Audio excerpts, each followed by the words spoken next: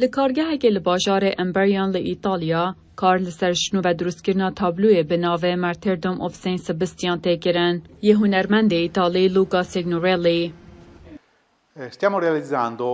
ام تابلویا شهیدبونا سان سیباستیان یا سینگورلی چه دکن که دیجبو شاه چارلز وره بخش کرن.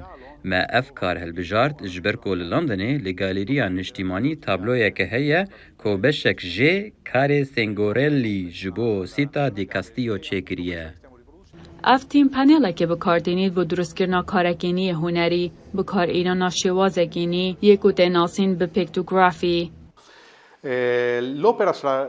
کار دی یک بی یک جنو و وره چه کرن او نزیکی 2.9 متر دریجه جبر وی که داخوازیه که گلک لسر وی پروژهی هیه به تایبت جبر که او به همان تکنیکین که سینگورلی جبو دروست کرنا کارین خوین رسم بکار آنیه دی چه کرن.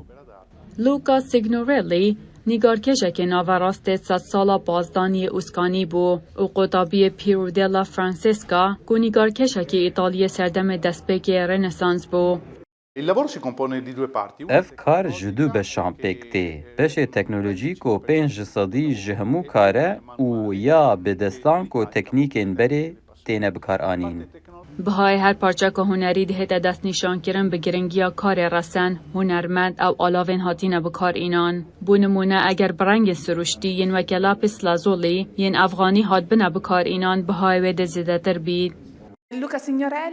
لوکا سینیورلی چندین کارندن لسیتا دی کاستیو چکرنه به تایبتی The Adoration of the Shepherds گول ناوا دیرا سان فرانسیسکو دابو و نها لگالریا نشتیمانیا لندنیه. دی 25 سالن بوریدا کارگه چندین کارن هنری بو بکران سرانسری جهان جنوب بچه گرینه و بر همین وال چندین موزخانهان این نافو دنگین جهان هاتین نشاندان. هاتین مای دنگ امریکا